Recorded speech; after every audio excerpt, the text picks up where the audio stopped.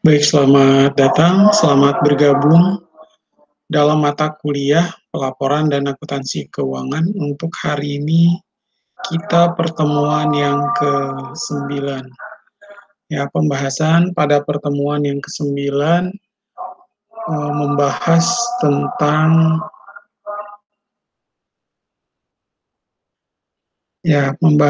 tentang akuntansi keuangan, perkembangan standar kerangka konseptual ya.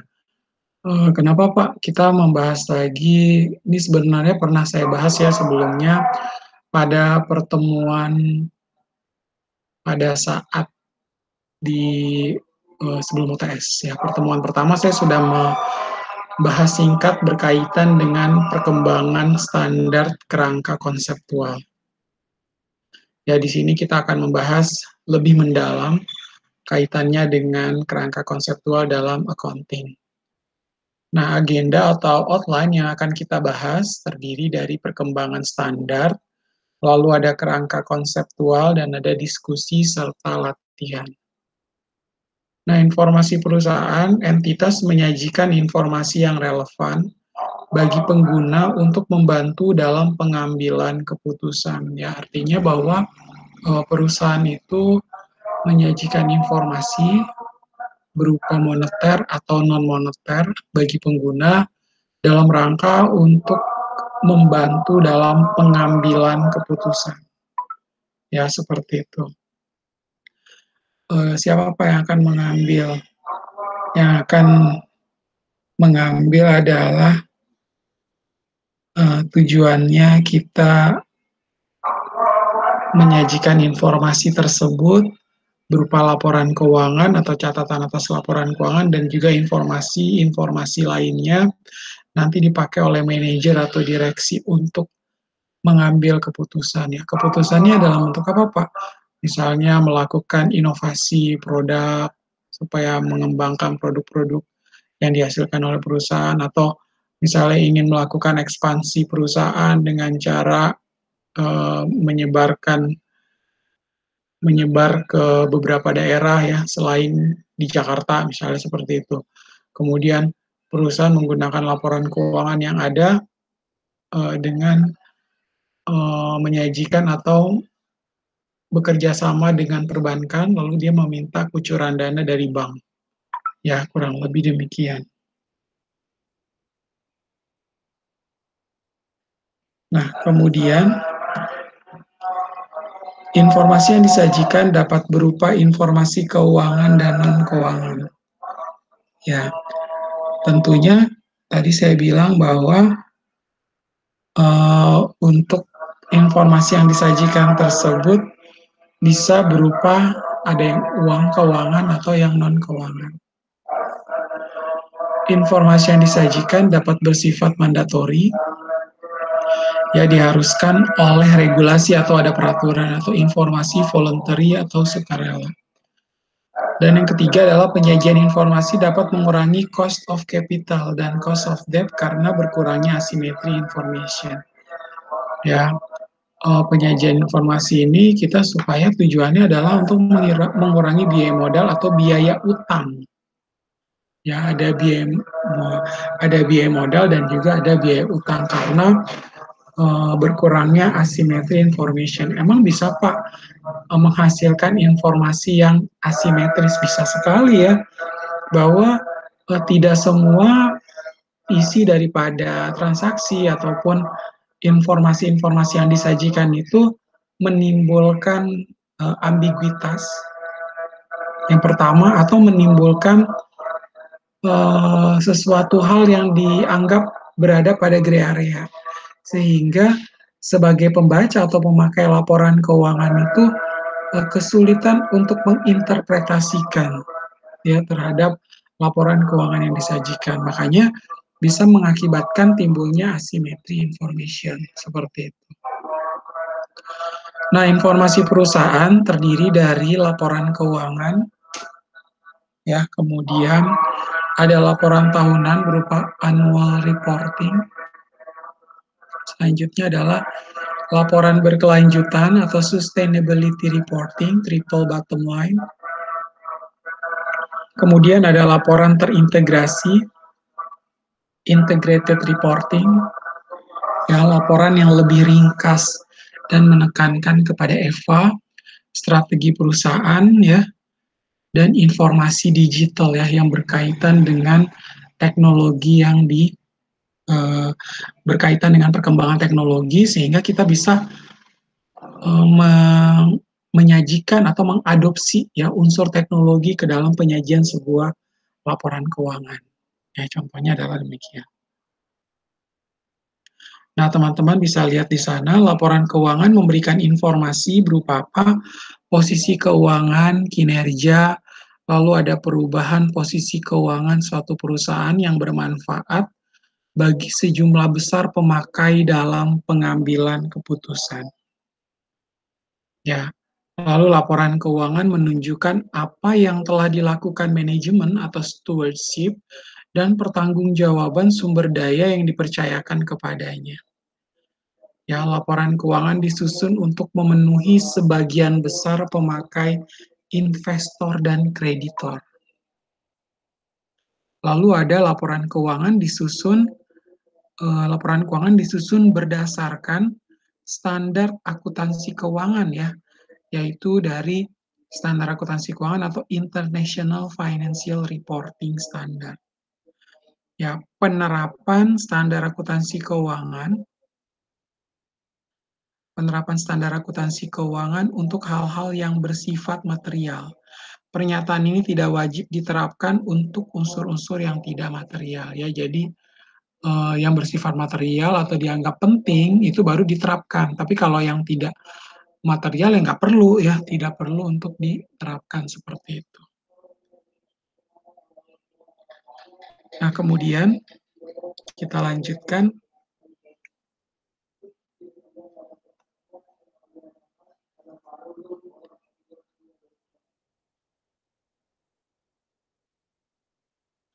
Lima pilar dalam standar akuntansi Indonesia. Ya, 5 pilar standar akuntansi Indonesia.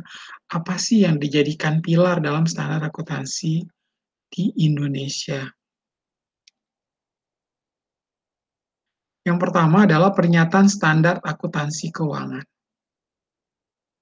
Ya, pernyataan standar akuntansi keuangan atau PSAK. Kemudian standar akuntansi keuangan entitas tanpa akuntabilitas publik signifikan, ya. Adanya SAK etap, ya. SAK etap adalah standar akuntansi keuangan entitas tanpa akuntabilitas publik signifikan. Lalu standar akuntansi entitas mikro kecil menengah. Ya, standar akuntansi entitas mikro kecil menengah. Lalu ada standar akuntansi syariah, dan ada standar akuntansi pemerintahan, ya. Untuk standar akuntansi pemerintahan ini berdasarkan peraturan pemerintah nomor 71 tahun 2010. Nah, IFRS hanya diadopsi oleh PSAK. Ya, International Financial Reporting Standard ini hanya diadopsi oleh PSAK dan diterapkan efektif per tahun 2012, seperti itu. Nah, tahun 2013 dilakukan, ya, untuk tahun 2013 dilakukan revisi standar. Ya, dilakukan revisi standar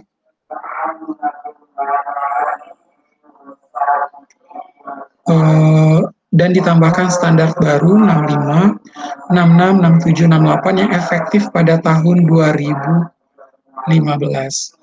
Nah, pada tahun 2015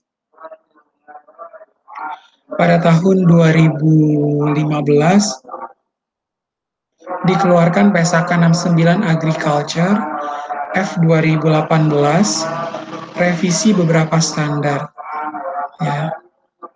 Kemudian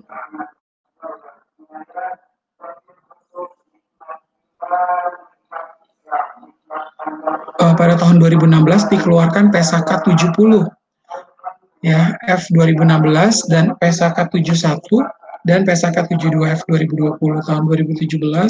PSAK 73 ini efektif di tahun 2020. Ya, seperti itu.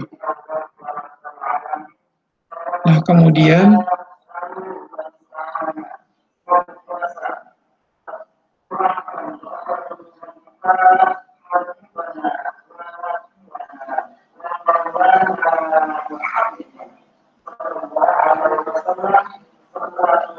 ya, kemudian SAK etap, ya, untuk SAK etap ini dikeluarkan tahun 2010 dan 2016 dikeluarkan SAK EMKM atau SAK entitas mikro kecil menengah. Ya, seperti itu.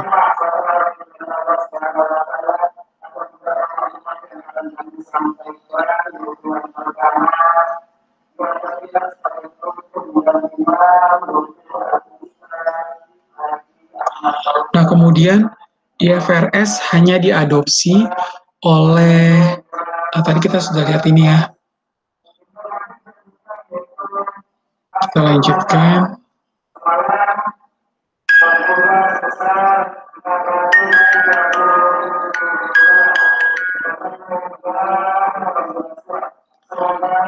Nah, untuk SAK etap, entitas tanpa akuntabilitas publik, ya, PSAK-nya disederhanakan.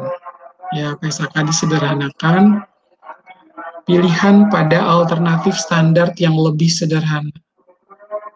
Ya, pilihan pada alternatif standar yang lebih sederhana, penyederhanaan pengakuan dan pengukuran, ya, penyederhanaan pengakuan dan pengukuran.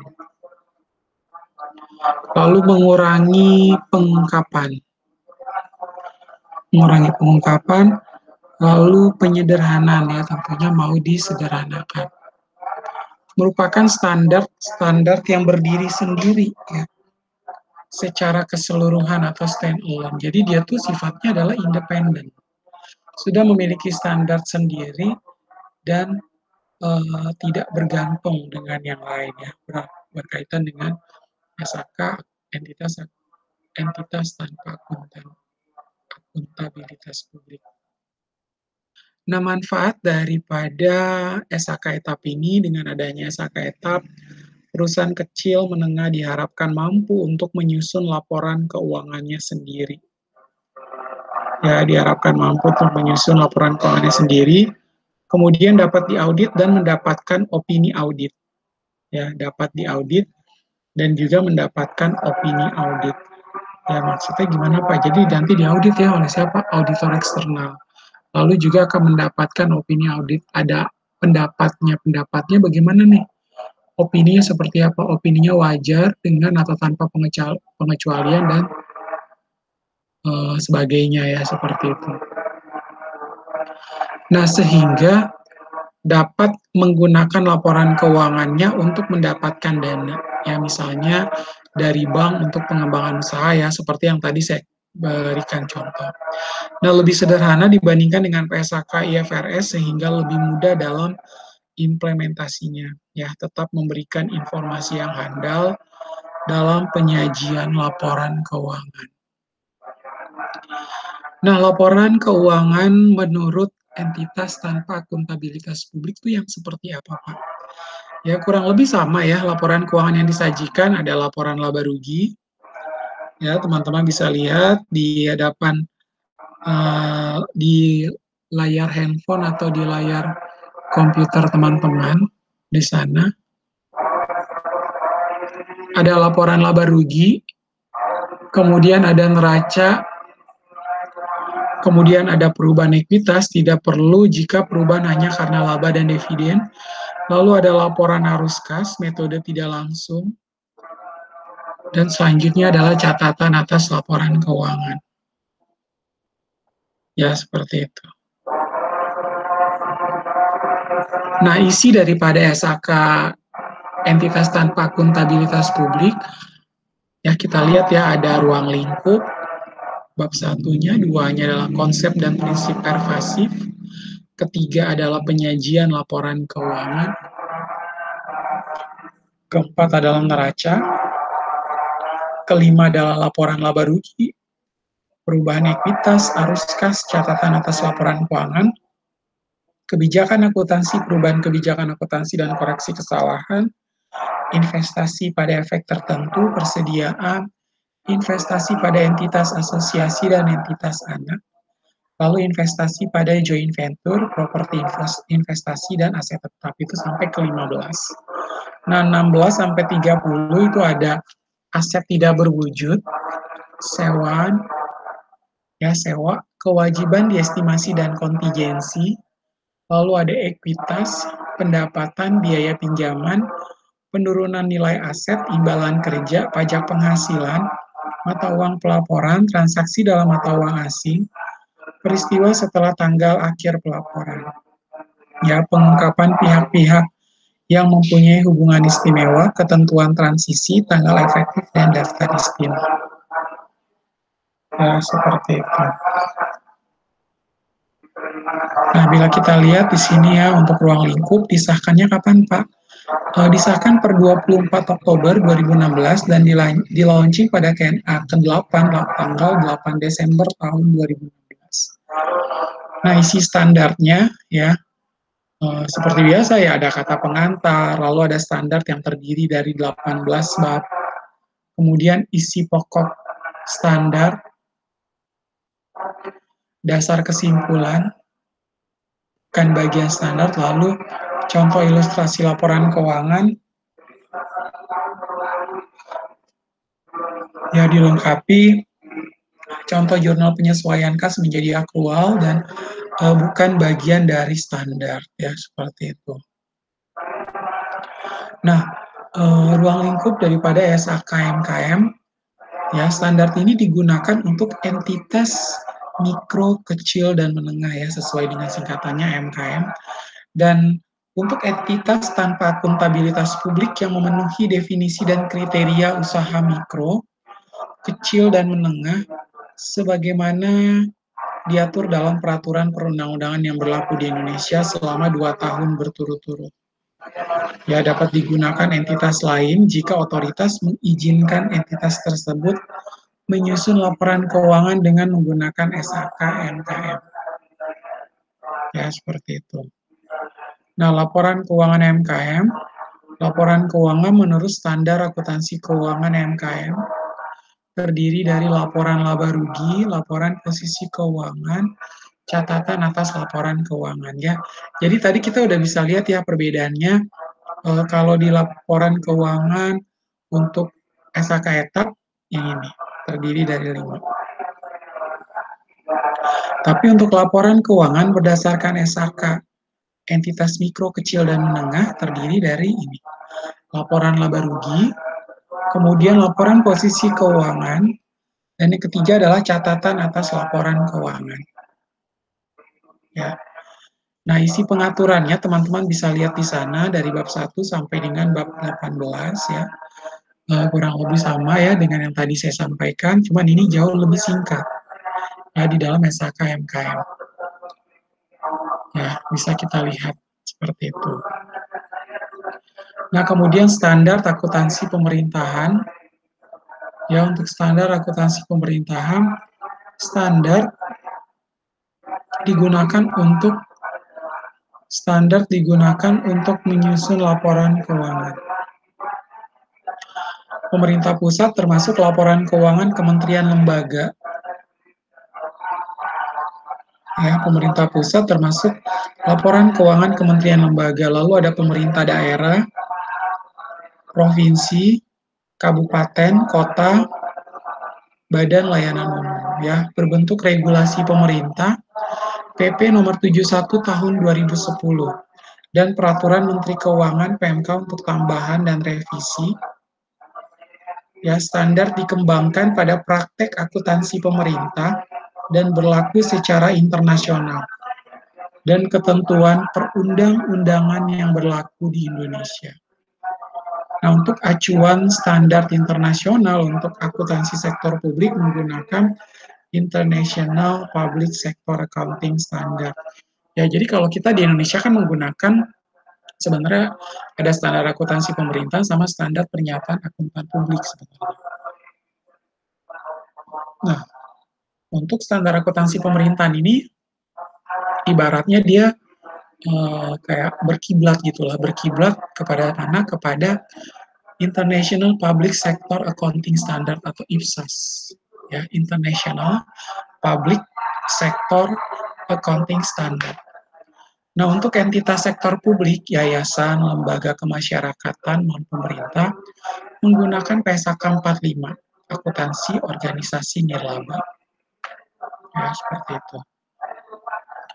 Nah, untuk struktur SAP berbasis akrual, ya, di sini ada lampiran 1 dan 2, basis kas menuju akrual, lampiran 2, dan basis akrual lampiran 1, ya. Teman-teman bisa lihat di sana, untuk SAP-nya, ya.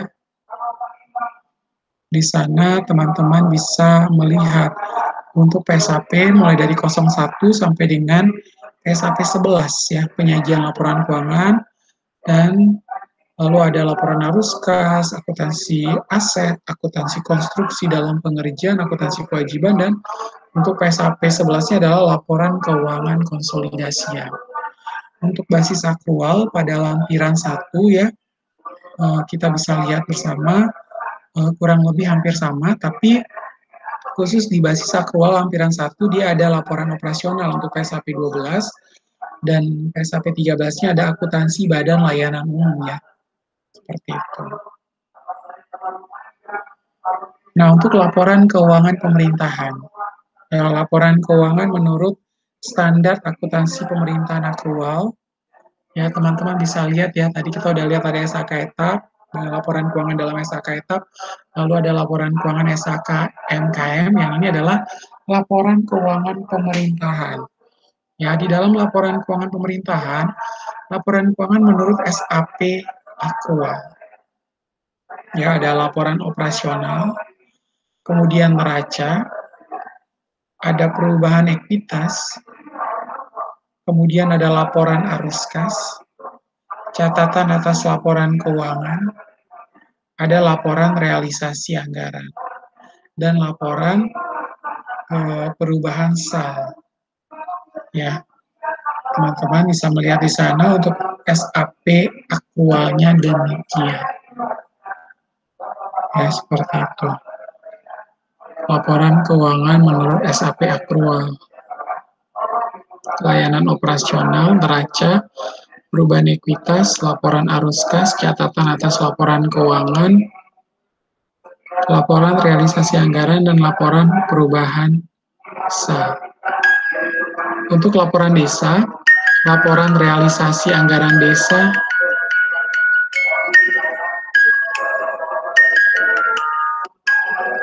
neraca desa, catatan atas laporan keuangan desa. Ya, laporan desa, laporan realisasi anggaran desa, neraca desa, catatan atas laporan keuangan desa.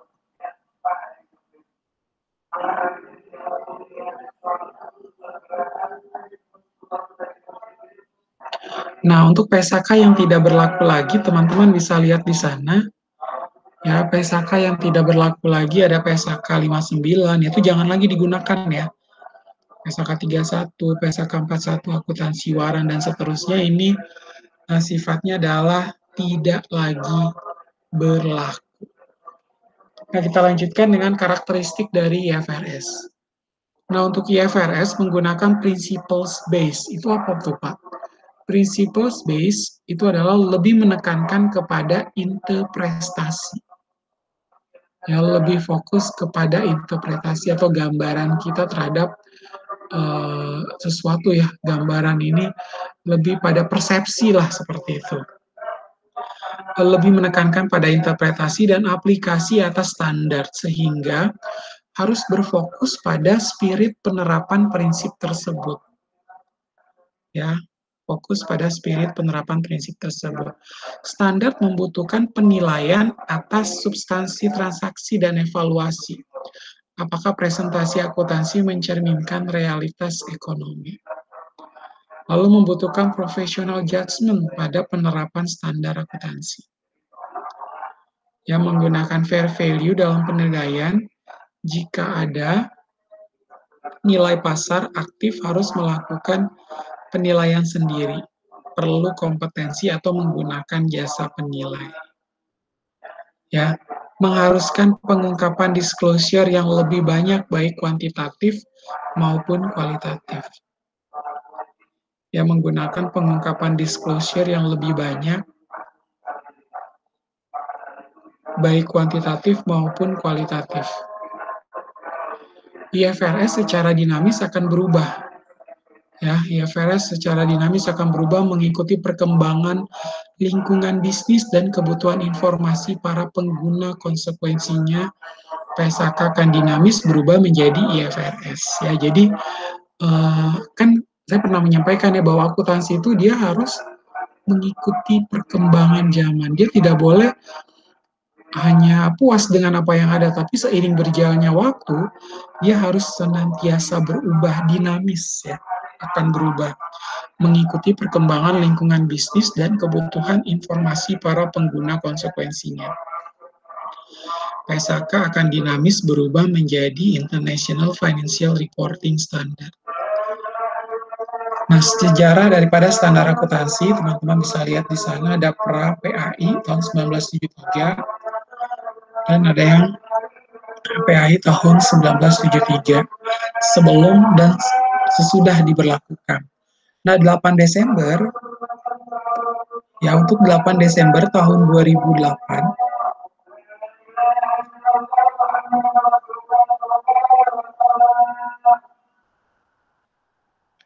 komitmen mendukung IFRS sebagai standar akuntansi keuangan global. Ya, komitmen ini memang dia support bahwa apa IFRS itu sebagai standar akuntansi keuangan global. Apakah semua negara mengikuti? Ya, tentunya negara-negara memang banyak ya sebenarnya. Kita juga bahkan kita pun mengikuti ya pedomannya dari IFRS untuk membuat standar akuntansi keuangan kita. Ya, apalagi negara-negara yang bergabung di dalam sana ya, pada tanggal 8 Desember 2008 ini berkomit untuk mendukung IFRS sebagai standar akuntansi keuangan. Kemudian adanya konvergensi IFRS sampai dengan 2010. Ya, efektif per 1 Januari 2012. Kemudian update PSAK sampai dengan tahun 2014, efektif 1 Januari 2015. Selanjutnya adalah adopsi International Accounting Standard mulai PSAK 1994 mengambil yang dianggap relevan. Ya, di sana dilakukannya harmonisasi International Accounting Standard tahun 94 sampai dengan 2007. Luar biasa ya, sangat lama. Baru dari sana dilakukan update PSAK sampai dengan 2017, efektif 1 Januari tahun 2020. Ya, bila teman-teman lihat, sana merupakan sejarah daripada standar akuntansi keuangan. Ya, sejarah daripada akuntansi keuangan. Nah, PSAK istilah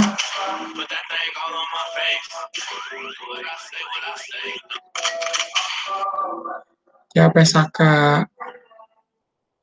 PSAK istilah PSAK baru, PSAK yang terkait dengan pengaturan baru, misalnya PSAK 69. Ya, PSAK 69, PSAK 70. PSAK yang terkait dengan pengaturan baru misalnya adalah PSAK 69 dan PSAK 70. Kemudian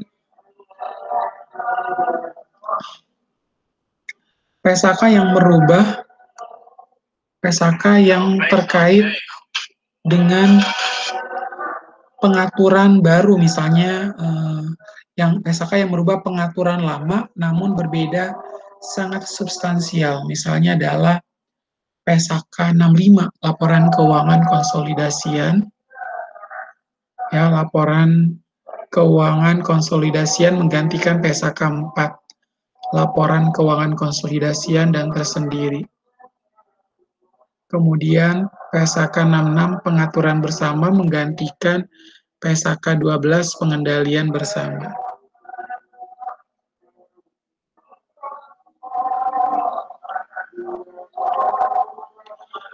Ya, PSAK 4 laporan keuangan konsolidasian dan tersendiri, PSAK 66 pengaturan bersama menggantikan PSAK 12 pengendalian bersama. Lalu ada PSAK revisi atau amandemen.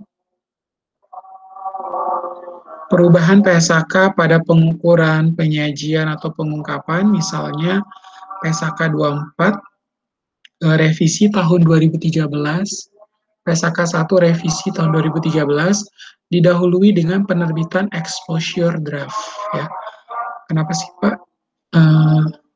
harus ada exposure draft? Harus ya. Jangan sampai kita tidak ada exposure draft. Seperti itu. Jadi kalau sebelum disetujui kan kita harus bikin dulu draftnya. Setelah di draft kita harus adakan duduk dengar pendapat dong. Kita minta baik satu persatu itu setiap personal ya yang tergabung di dalam pembuatan standar ini kan mereka harus setuju semua ya. Mereka tentunya harus setuju berkaitan dengan draft yang diajukan. Karena selain mereka yang merumuskan standar tersebut, nanti akan diawasi lagi ya, ada badan lagi atau ada ibaratnya pejabat di atasnya yang mengawasi bahwa draft ini disetujui atau tidak.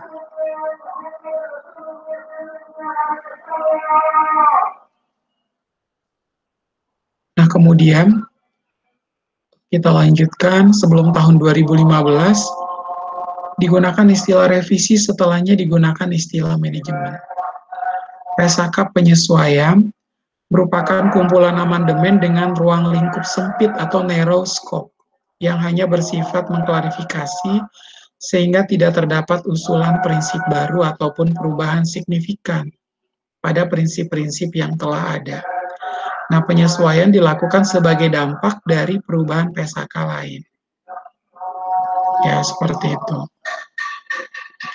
Nah, jika penyesuaian dilakukan, bab perubahan dalam PSAK baru hilang. Ya, jadi kalau misalnya ada penyesuaian dilakukan di bab perubahan dalam PSAK-nya baru bisa hilang ya, seperti itu. Nah, kemudian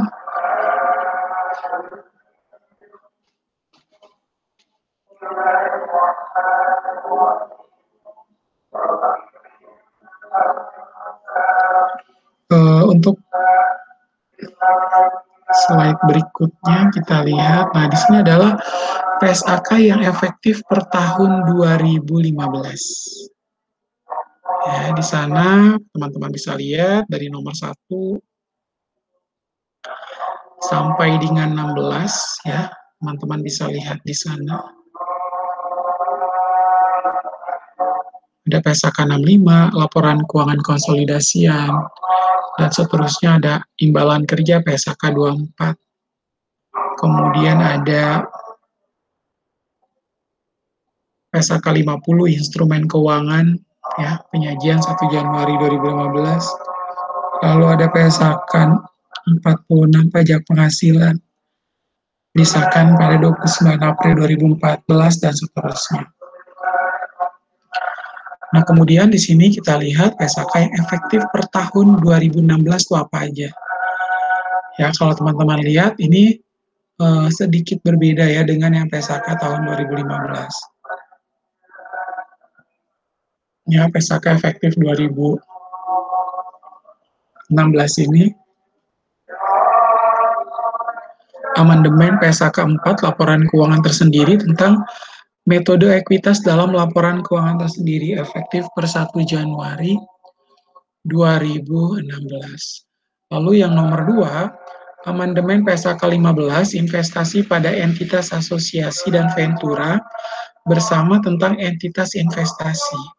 Ya, penerapan pengecualian konsolidasi efektif 1 Januari 2016. Yang ketiga, amandemen PSAK 16 aset tetap tentang klarifikasi metode yang diterima untuk penyusutan dan amortisasi. Ya, efektifnya per 1 Januari 2016. Untuk nomor 5, amandemen PSAK 24, imbalan kerja tentang program imbalan pasti iuran pekerja efektif per 1 Januari 2016. Amandemen PSAK 65 ya, nomor 6, laporan keuangan konsolidasian tentang entitas investasi, penerapan pengecualian konsolidasi efektif 1 Januari 2016. Nomor 7, amandemen PSAK 66 pengaturan bersama tentang akuntansi akuisisi kepentingan dalam operasi bersama, efektif 1 Januari 2016. Nomor 8, amandemen PSAK 67 pengungkapan kepentingan dalam entitas lain tentang entitas investasi, penerapan pengecualian konsolidasi efektif 1 Januari 2016. Untuk yang internasional, standar akuntansi keuangan, ya 30 pungutan, itu efektif per 1 Januari 2016.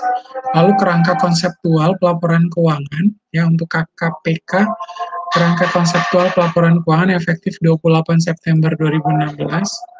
ISAK 30, pungutan efektif 1 Januari 2016, ya di situ nomor 9 dan 10 isinya sama ya. Lalu yang nomor 16 adalah kerangka konseptual pelaporan keuangan efektif 28 September 2016. Ya, artinya nomor 9 dan 15 itu sama dan nomor 10 serta 16 juga sama. Ya, seperti itu.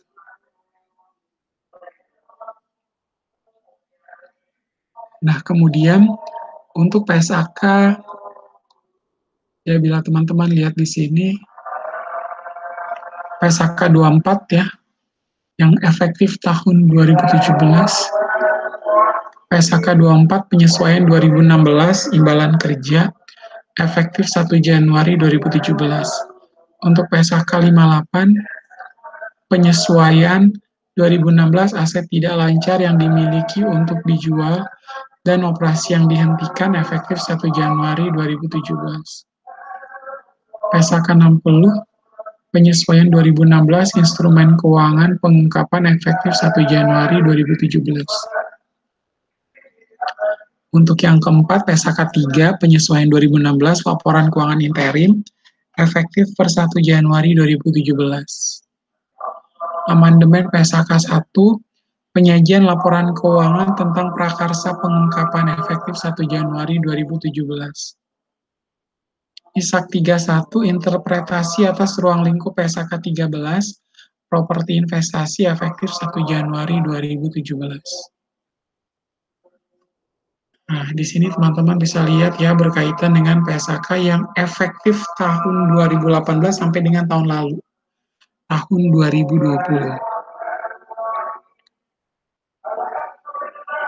Ya, bila teman-teman lihat di sana, untuk PSAK 69 Agriculture efektif 1 Januari 2018. Kemudian amandemen PSAK 16 aset tetap efektif 1 Januari 2018. Lalu ada amandemen PSAK 2 laporan arus kas efektif 1 Januari 2018. Lalu ada amandemen PSAK 46 akuntansi pajak penghasilan efektif 1 Januari 2018.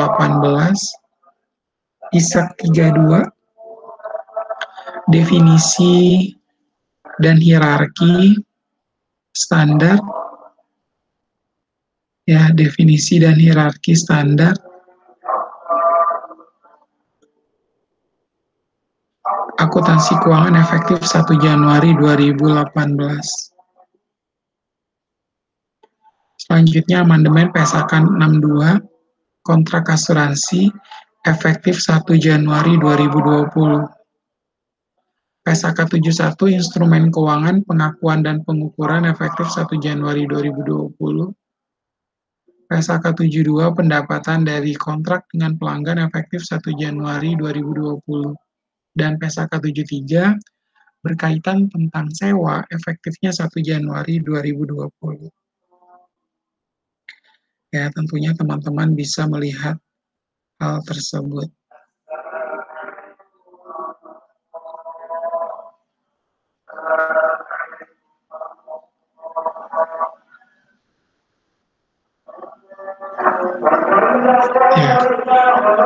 sini adalah do proses PSAK. Ya, apa aja nih Pak berkaitan dengan do proses PSAK? Jadi tentunya ada jatuh tempo dong pada saat melakukan prosesi atau proses pernyataan standar akuntansi keuangan.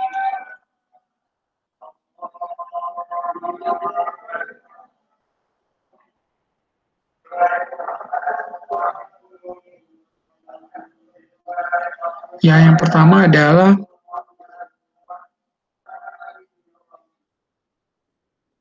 identifikasi isu untuk dikembangkan menjadi standar.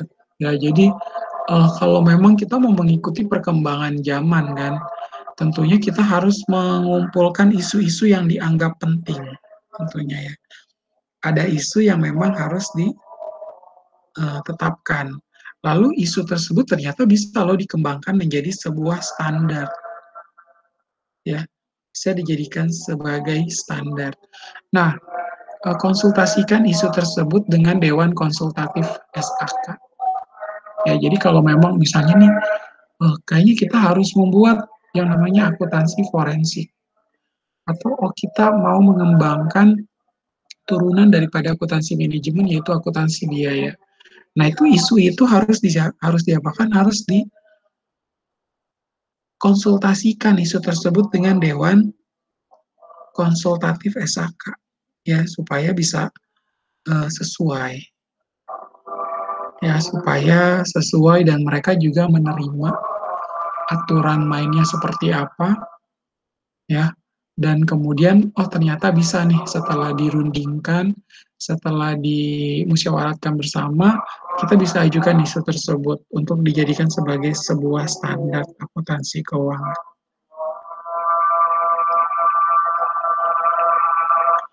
Nah, kemudian yang ketiga, membentuk tim kecil dalam desak, ya, Dewan Standar Akuntansi Keuangan. Jadi harus ada tim kecil juga ya, karena tim ini kan nggak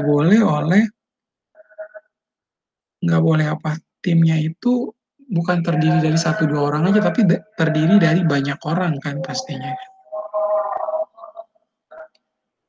Jadinya membentuk tim kecil dalam desak atau Dewan Standar Akuntansi Keuangan, ya, untuk dibahas seperti itu.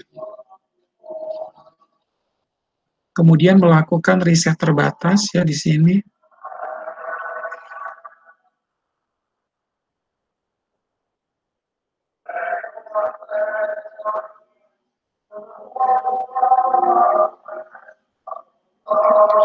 Ya, di sini melakukan riset terbatas. Riset buat apa, Pak? Riset kalau misalnya kita ingin mengajukan isu tersebut, apakah cocok atau tidak. Kemudian nantinya dengan riset kan berarti kan siap ya. Riset itu bisa berupa apa? Bisa berupa penelitian atau pengembangan, penelitian dan pengembangan, atau research and development.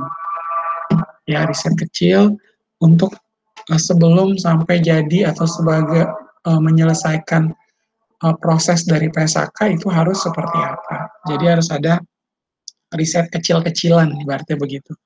Lalu melakukan penulisan awal draft, ya, kita buatkan dulu penulisan awal draft, lalu pembahasan dalam desaknya ya, pembahasan dalam Dewan Standar Akuntansi Keuangan, dan lalu ada peluncuran draft sebagai exposure draft dan pengedarannya.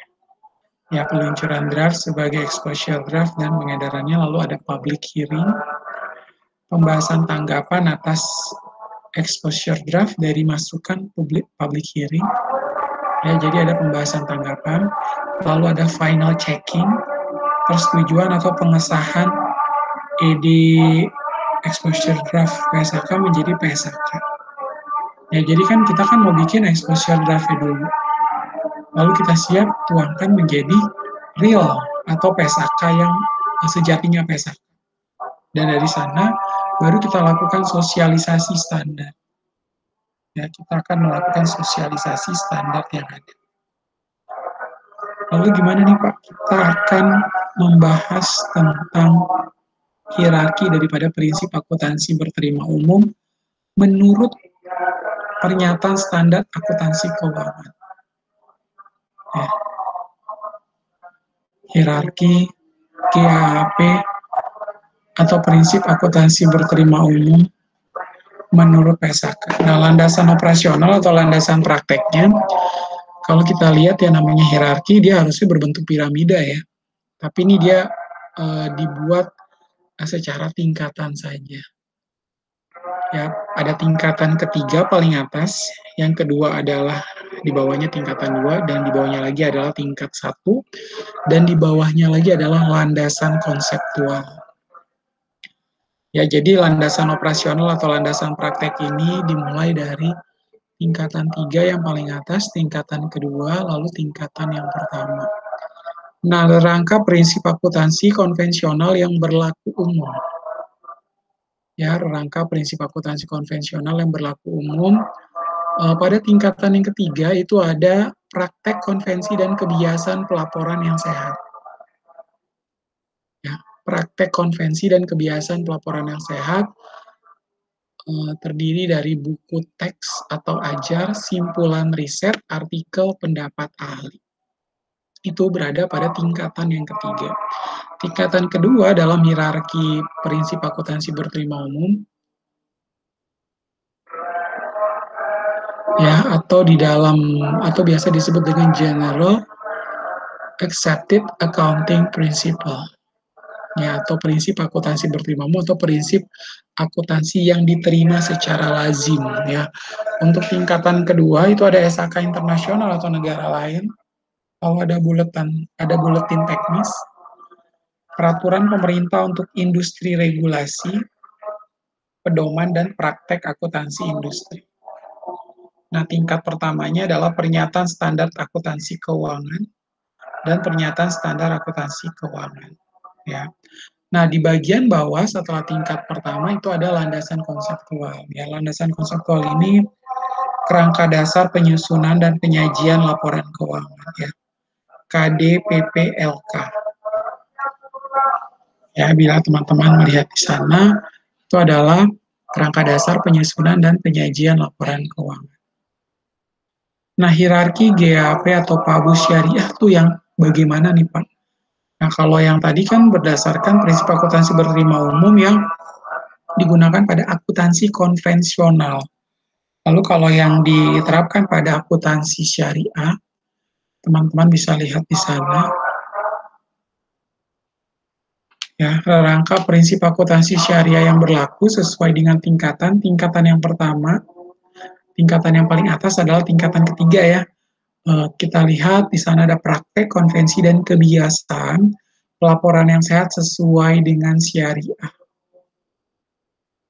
Ya, kemudian buku teks ajar atau ajar, simpulan riset, artikel, pendapat ahli. Untuk tingkatan kedua, itu ada SAK internasional atau negara lain yang sesuai dengan apa? Sesuai dengan syariah. Lalu ada buletin teknis. Selanjutnya ada peraturan pemerintah. Ya, peraturan pemerintah untuk industri atau regulasi, pedoman dan praktek akuntansi industri. Nah, tingkat pertamanya ada PSAK dan ISAK syariah, dan PSAK dan ISAK umum yang sesuai syariah. Nah, untuk landasan konseptual ada kerangka dasar penyusunan dan penyajian laporan keuangan syariah. Untuk landasan konseptualnya fatwa syariah yang berlaku umum. Ya, landasan syariah yang berlaku. Fatwa syariah yang berlaku umum, dan itu berdasarkan apa, Pak? Berdasarkan al-hadis atau Al-Quran. Ya, seperti itu. Nah, sekarang kita masuk ke kerangka konseptualnya. Ya, bagaimana, Pak, dengan kerangka konseptualnya? Nah, teman-teman bisa melihat ya, untuk kerangka konseptual disahkan pada tanggal 28 September 2016.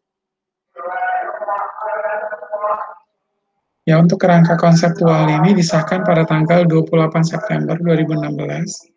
Perubahan yang dilakukan ada bab 1, tujuan pelaporan keuangan bertujuan umum. Bab 2 adalah entitas pelapor. Bab yang ketiga adalah karakteristik kualitatif informasi keuangan yang berguna. Dan bab yang keempat adalah KDPPLK 94 pengaturan yang tersisa. Ya ini Pak, kenapa sih Pak sampai ribet banget, banyak banget perubahan-perubahan berkaitan dengan standar akuntansi keuangan yang ada, kemudian juga sampai berapa kali harus diadakan konvensi, pertemuan, tadi juga harus menggunakan exposure draft atau ED, ya, tambah lagi banyak hal-hal,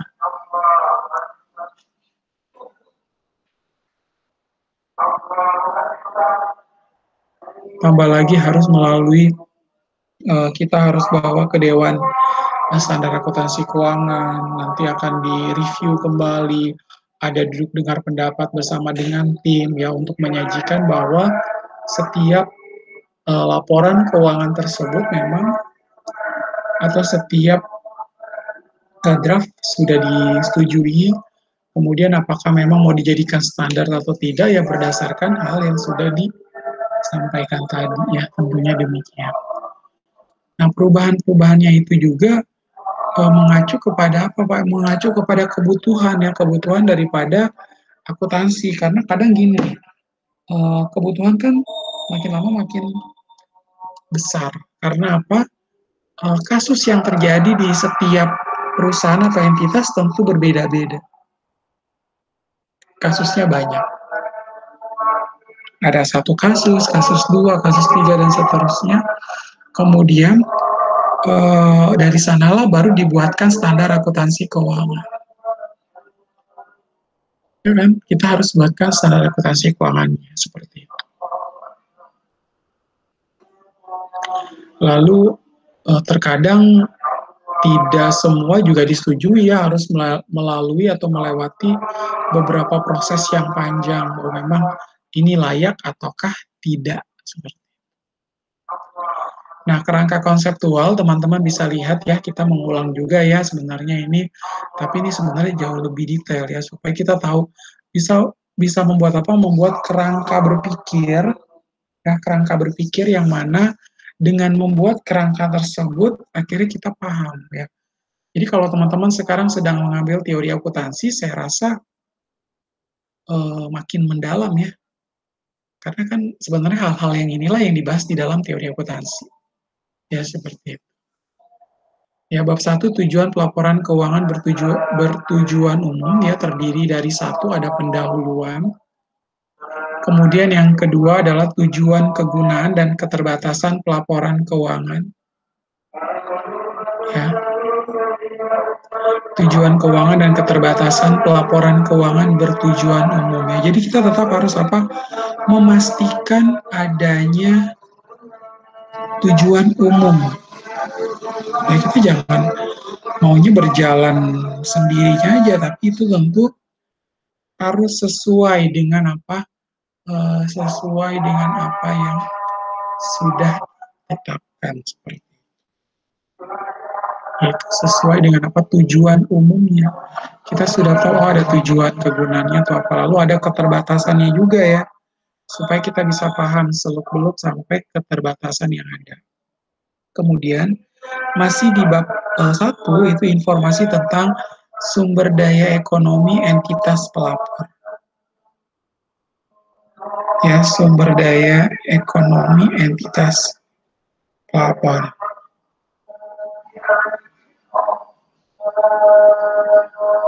Ya, bila teman-teman lihat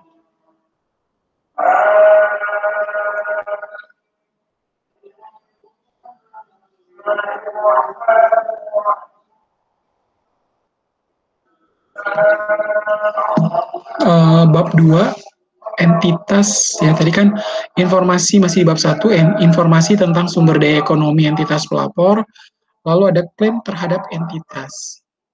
Ya, klaim terhadap perusahaan tersebut atau institusi tersebut atau misalnya berkaitan dengan entitasnya adalah pemilik daripada perusahaan. Bisa seperti itu ya. Serta perubahan sumber daya dan juga klaim. Ya, seperti itu. Selanjutnya yang kedua, bab 2 adalah entitas pelaporan. Untuk bab 2, entitas pelaporan ini untuk ditambahkan. Untuk bab 3, karakteristik kualitatif informasi keuangan yang berguna. Ada karakteristik kualitatif, kemudian karakteristik fundamental, ya, karakteristik fundamental, relevansi dan representasi secara tepat.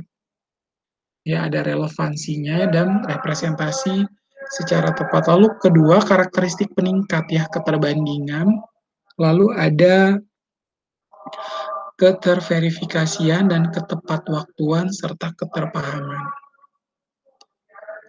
Lalu masih di bab 3 ada kendala biaya pelaporan keuangan yang berguna, ya. Untuk yang ketiga itu adalah kendala biaya pelaporan keuangan yang berguna. Kita masuk ke bab 4, ya. Di dalam bab 4 ini kerangka dasar penyusunan dan penyajian laporan keuangan, ya, di tahun 1994. Pengaturan yang tersisa, ya, terdiri dari asumsi dasar, unsur laporan keuangan, pengakuan, pengukuran, konsep pemeliharaan modal, dan penetapan laba. Ya, pengakuan, pengukuran, konsep pemeliharaan modal, dan penetapan laba. Nah, pendahuluannya, ya, tujuannya, kerangka konseptual,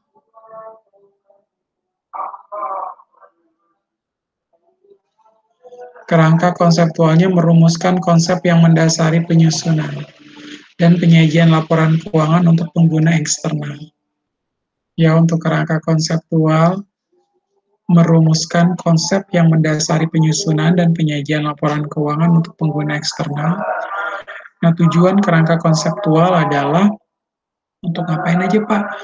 Tujuan kerangka konseptual ini untuk membantu Dewan Standar Akuntansi Keuangan atau DESAK tadi, ya, dalam pengembangan standar akuntansi keuangan baru dan dalam melakukan tinjauan atas standar akuntansi keuangan yang ada. Ya, jadi si dewan ini yang di dalam dewan ini berarti adalah satu tim, kan.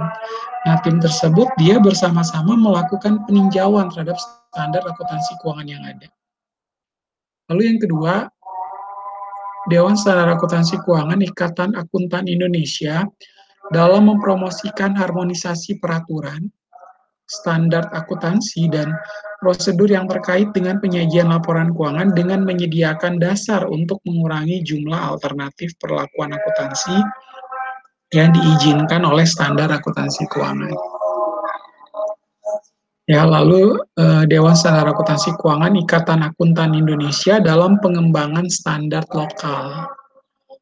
Ya, jadi kita juga jangan mentang-mentang kita mengambil atau mengadopsi dari International Financial Reporting Standard, terus kita nggak punya standar sendiri. Kita kan harus punya standar sendiri. Ya, kayak tadi kita aja sampai membahas tentang GAP, General Agreement Accounting Principle atau prinsip akuntansi berterima umum. Ada akuntansi konvensional, ada akuntansi syariah. Kan itu juga punya standarnya sendiri, kan. Makanya kita nggak boleh kehilangan hal tersebut. Ya, jadi Dewan Standar Akuntansi Keuangan Ikatan Akuntan Indonesia dalam pengembangan standar lokal.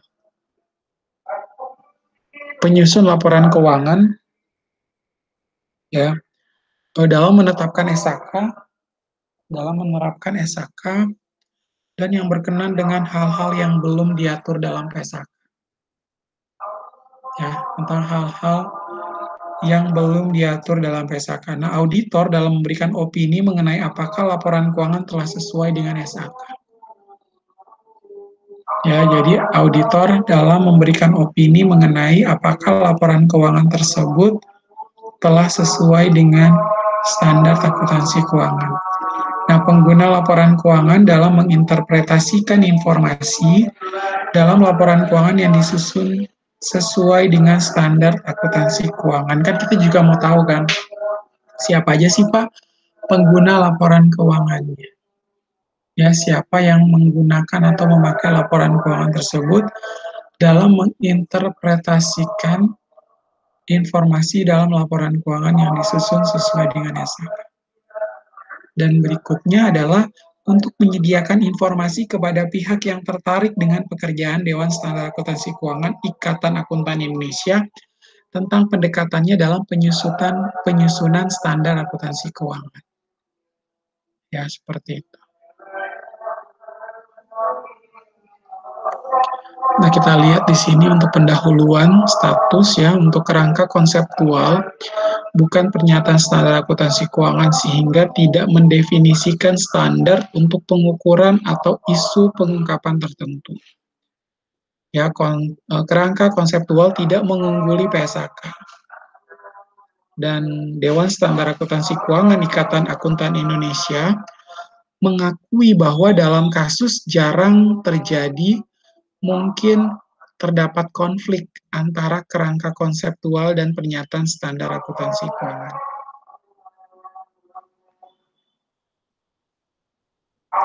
Jika terdapat konflik, maka persyaratan yang ada dalam pernyataan standar akuntansi keuangan mengungguli persyaratan yang ada dalam kerangka konseptual. Nah, Dewan Standar Akuntansi Keuangan Ikatan Akuntan Indonesia dipandu oleh kerangka konseptual dalam pengembangan standar akuntansi keuangan baru. Dan dalam melakukan peninjauan standar akuntansi keuangan yang ada, maka konflik kerangka konseptual dan SAK akan terselesaikan. Ya, jadi standar akuntansi keuangan kan ketika kita sudah dapat standar yang baru atau standar yang sudah direvisi, itu kan harus ditinjau ulang kan. Nah, pada saat dilakukan peninjauan ulang, kita harus mendasarkan kepada apa? Mendasarkan kepada kerangka konseptual. Karena dari sana pasti akan muncul konflik kan. Nah, dari konflik itulah dari kerangka konseptual itulah kita bisa menyelesaikan konflik kerangka konseptual dengan standar akuntansi keuangan tersebut kan bisa terselesaikan. Kemudian kerangka konseptual akan direvisi dari waktu ke waktu berdasarkan pengalaman Dewan Standar Akuntansi Keuangan Ikatan Akuntan Indonesia dalam penggunaan kerangka konseptual. Nah, di sini teman-teman bisa lihat ya untuk tujuan pelaporan keuangan bertujuan umum. Ada tujuan, kegunaan, dan keterbatasan pelaporan keuangan bertujuan umum. Lalu ada informasi tentang sumber daya ekonomi. Ya, seperti apa sih sumber daya ekonomi? Lalu entitas pelapor, sumber daya ekonomi daripada entitas pelapor, apakah aktivanya, apakah modalnya, ya itu kan bisa dianggap sebagai sumber daya ekonomi. Lalu klaim terhadap entitas tersebut, ya kepemilikannya siapa yang memiliki, apakah perusahaan atau pemilik perusahaan, atau memang siapa sih yang memiliki kuasa atas utang piutang yang dimiliki oleh entitas yang bersangkutan, serta apa perubahan sumber daya dan klaim. Lalu sumber daya ekonomi dan klaim ya, ada perubahan sumber daya ekonomi dan klaim, kinerja keuangan terefleksi oleh akuntansi akrual, lalu ada kinerja keuangan terefleksi oleh arus kas masa lalu.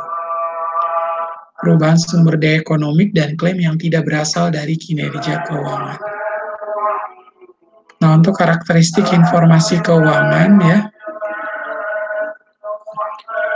untuk karakteristik kualitatif laporan keuangan yang berguna terdiri dari satu, karakteristik kualitatif fundamental terbagi atas dua, yaitu relevansi dan representasi tepat. Ya, karena ini menyangkut kualitas secara mendasar, harus memperlihatkan relevansinya, hubungannya bagaimana. Ya, lalu representasi bisa mewakili ya secara tepat. Bukan asal-asalan, tapi harus bisa mewakili, merepresentasikan secara tepat, seperti itu. Kemudian kita lanjutkan penerapan karakteristik kualitatif. Fundamental, satu ada keterbandingan, kedua adalah keterverifikasian, yang ketiga adalah ketepatwaktuan, selanjutnya ada keterpahaman, yaitu karakteristik fundamental. Bisa dibandingkan antara bulan yang ini dengan bulan yang di tahun yang lalu, tapi dengan bulan yang sama. Misalnya bulan April 2021 dengan bulan April tahun 2020.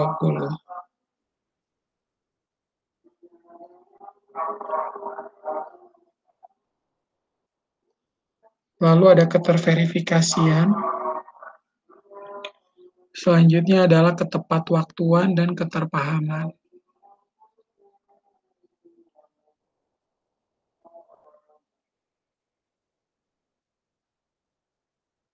Lalu ada karakteristik kualitatif fundamental dan penerapan karakteristik kualitatif fundamental. Nah, di sana ada kendala biaya pelaporan keuangan yang berguna. Ya, kendala biaya pelaporan keuangan yang berguna. Nah, di sini untuk KDP PLK pengaturan yang tersisa ya terdiri dari apa? Satu ada asumsi dasar kelangsungan.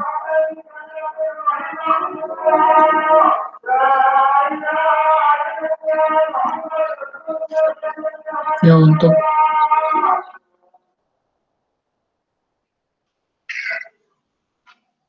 asumsi dasar kelangsungan usaha, teman-teman bisa melihat di sana ada unsur laporan keuangan ya, bagaimana dengan posisi keuangannya. Ya, untuk posisi keuangan berkaitan dengan aset, liabilitas, ekuitas, kinerja, penghasilan, beban, penyesuaian, pemeliharaan modal. Selanjutnya, pengakuan unsur-unsur di dalam laporan keuangan. Ya, pengakuan unsur-unsur laporan keuangan. Untuk pengukuran unsur-unsur laporan keuangan ada profitabilitas, manfaat ekonomi, masa depan ya, profitabilitas manfaat ekonomi masa depan. Lalu ada keandalan, pengukuran, pengakuan aset, pengakuan liabilitas, ya, pengakuan penghasilan, ya, pengakuan penghasilan, dan yang berikutnya adalah pengakuan beban. Nah, untuk konsep pemeliharaan modal ada konsep modal, lalu ada konsep modal pemeliharaan, dan penetapan modal.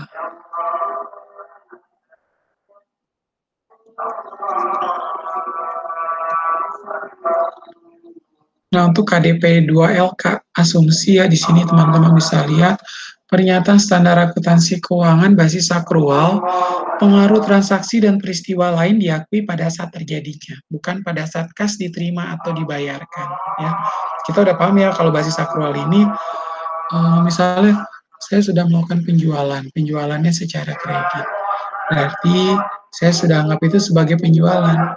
Padahal kan belum dong, belum penjualan karena uangnya belum diterima. Ya, kalau dalam basis akrual, dia sudah menganggap itu sebagai peristiwa ya yang memang langsung diakui. Pengaruh transaksi dan peristiwa lain diakui pada saat terjadinya. Pada saat adanya penjualan tanpa memikirkan bahwa uang tersebut diterima atau tidak. Atau misalnya biaya, ketika melakukan pembayaran gaji, padahal masih biaya gaji pada utang gaji. Itu kan sebenarnya belum dilakukan apa? Belum dilakukan pelunasan atau pembayaran atas gaji tersebut. Ya, utang masih muncul utang. Artinya apa? Artinya adalah bahwa biaya tersebut belum bisa diakui dong. Karena harusnya biaya gaji pada kas atau bank yang berkurang kan. Nah, tapi kalau dalam basis akrual dia sudah mengakui hal tersebut.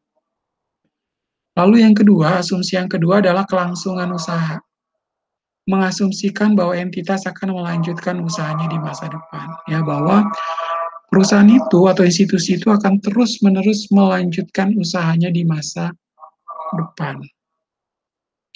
Ya, untuk pernyataan standar akuntansi keuangan terdiri dari accrual, basis accrual tadi, going concern atau kelangsungan usaha, lalu ada entity atau entitasnya, monetary unit, unit yang bisa diukur atau dihitung ya secara moneter. Lalu ada periodisasi atau periodicity. Ya, kalau di dalam PSAK-nya juga ada accrual dan going concern dan United States General Agreement Accounting Principle masih sama ya, ada going concern, entity, tapi dia langsung dia tidak ada accrual ya. Kalau United States GAAP ini langsung ke going concern, entity, monetary unit, and periodicity. Nah, untuk KDP 2LK, karakteristik kualitatif, dapat dipahami laporan keuangan harus dapat dipahami oleh para pemakai agar dapat digunakan untuk pengambilan keputusan. Ya, dapat dibandingkan untuk dapat menganalisis tren kinerja entitas dan melihat posisi entitas dalam lingkungan usaha. Ya, pemakai perlu memperbandingkan laporan keuangan entitas antar periode dan membandingkannya dengan entitas lain. Ya, relevan, informasi dikatakan relevan jika informasi tersebut mempengaruhi keputusan ekonomi pemakai, sehingga dengan membantu mengevaluasi peristiwa masa lalu, masa kini atau masa depan, menegaskan atau mengoreksi hasil evaluasi di masa lalu. Ya, tentunya bisa menegaskan atau mengoreksi hasil evaluasi di masa lalu. Kalau tadi keterbandingan, yang berikut adalah materiality atau materialitas. Relevansi informasi berhubungan dengan materialitas. Nah, di situ ada keandalan ya. Informasi memiliki kualitas andal jika bebas dari pengertian yang menyesatkan, kesalahan material, dan dapat diandalkan pemakainya sebagai penyajian yang tulus atau jujur atau faithful representation dari yang seharusnya disajikan atau yang secara wajar diharapkan dapat disajikan. Untuk penyajian jujur agar dapat diandalkan, informasi harus menyajikan dengan jujur dan wajar transaksi dan peristiwa lainnya yang seharusnya disajikan. Ya, substansi mengungguli bentuk. Transaksi dan peristiwa lain seharusnya disajikan sesuai dengan substansi dan realitas ekonomi dan bukan hanya bentuk hukumnya. Ya, jadi lebih mengarah kepada apa? Substansi itu berarti apa sih yang ingin diunggulkan dari misalnya ketika kita membaca atau kita dapat transaksi. Nah, transaksi itu isinya apa? Dia mau ngapain? Apa dia mau melakukan pekerjaan konstruksi atau dia mau melakukan pelunasan invoice atau dia mau membeli barang atau produk tertentu. Nah, itu kita harus melihat daripada substansinya, melihat daripada substansi. Kemudian yang ketiga, netralitas. Informasi digunakan untuk kebutuhan umum pemakai dan tidak bergantung pada kebutuhan dan keinginan pihak tertentu. Lalu ada pertimbangan sehat. Pertimbangan sehat mengandung unsur kehati-hatian. Ya, unsur kehati-hatian pada saat melakukan perkiraan dalam kondisi ketidakpastian.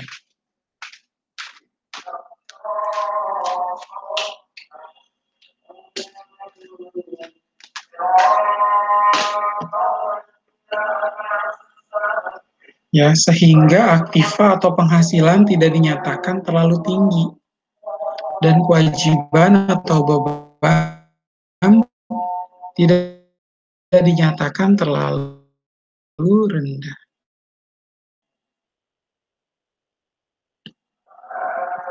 Nah, seperti itu.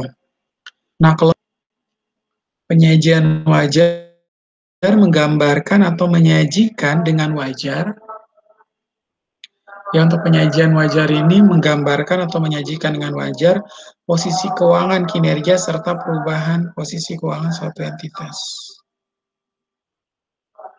Nah, untuk KDP 2LK, constraint, kendala, informasi yang relevan dan andal.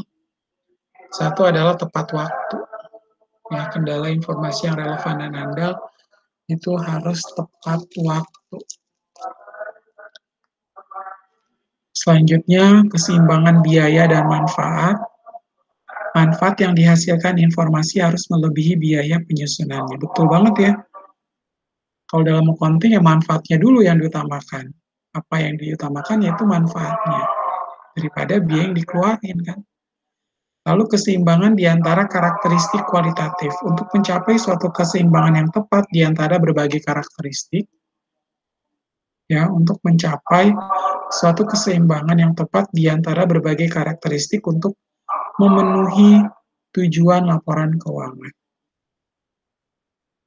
Nah, kita lihat di sini ya unsur-unsur laporan keuangan yang ada di neraca. Ada aset ya, aset itu didefinisikan sebagai sumber daya yang dikuasai oleh perusahaan sebagai akibat dari peristiwa masa lalu dan dari mana manfaat ekonomi di masa depan diharapkan akan diperoleh perusahaan. Ya, ada sumber daya yang dikuasai oleh perusahaan sebagai akibat dari peristiwa masa lalu. Kemudian liability atau liabilitas, hutang perusahaan masa kini. Ya, hutang perusahaan masa kini yang timbul dari peristiwa masa lalu.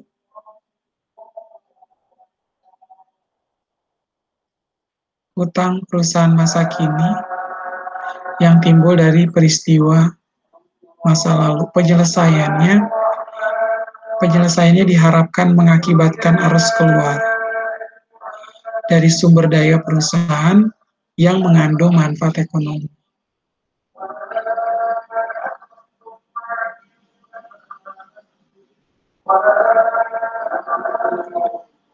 Ya, hutang perusahaan masa kini yang timbul dari peristiwa masa lalu, penyelesaiannya diharapkan mengakibatkan arus kas dari sumber daya perusahaan yang mengandung manfaat ekonomi.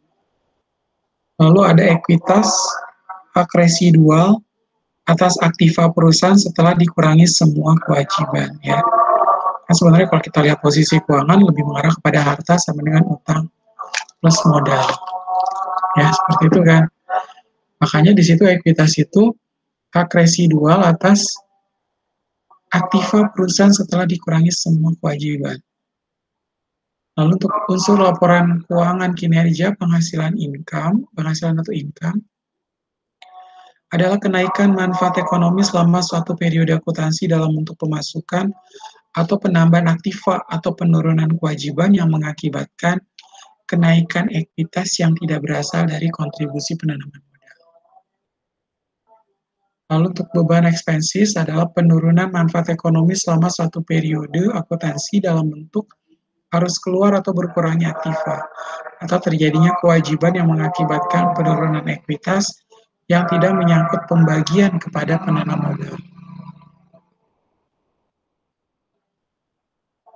Ya, di sana pengakuan unsur laporan keuangan merupakan proses penentuan apakah suatu pos yang memenuhi definisi unsur dinyatakan neraca atau laporan laba rugi. Nah, kalau kita bilang pos yang memenuhi definisi suatu unsur laporan keuangan itu harus diakui jika apa? Satu, ada kemungkinan bahwa manfaat ekonomi yang berkaitan dengan pos tersebut akan mengalir dari atau ke dalam perusahaan. Ya. Dan pos tersebut mempunyai nilai atau biaya yang dapat diukur dengan andal. Ya, jadi dia bisa diukur secara andal. Nah, ini pengakuan unsur laporan keuangan yang merupakan proses penentuan apakah suatu pos yang memenuhi definisi unsur dinyatakan neraca atau laporan laba rugi. Ya, teman-teman bisa lihat di sana definisi daripada aset, kewajiban, ya substansi daripada aset ya sebenarnya. Substansi kewajiban, penghasilan maupun beban. Ya, seperti itu. Nah, untuk pengukuran unsur laporan keuangan ya dilihat di hadapan teman-teman sekalian ada biaya historis. Biaya historis adalah biaya perolehan pada tanggal transaksi. Biaya historis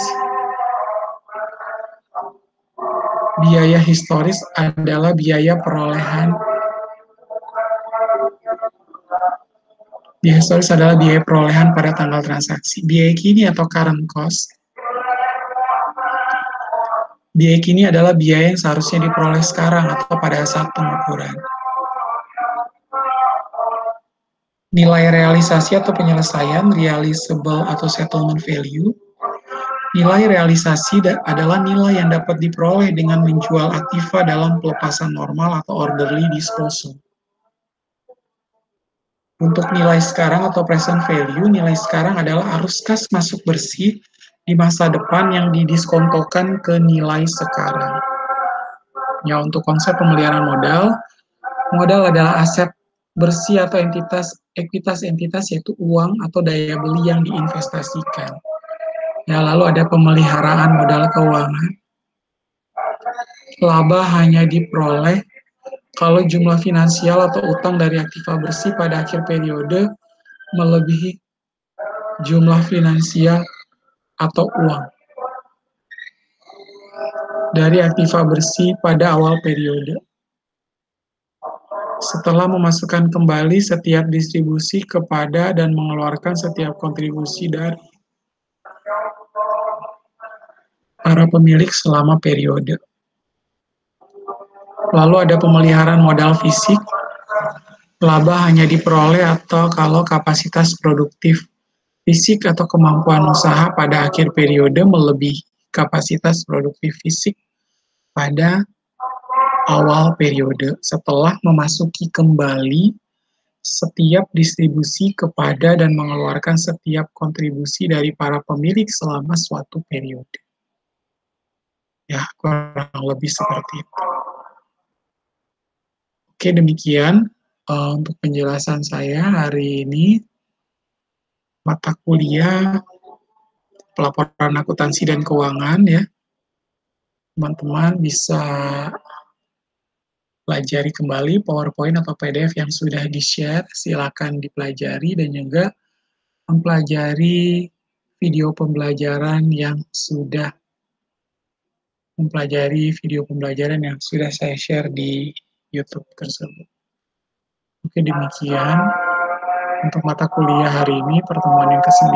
Teman-teman tetap semangat, perhatikan protokol kesehatan, gunakan masker, gunakan hand sanitizer. Sampai ketemu minggu depan. God bless you and Buddha bless you.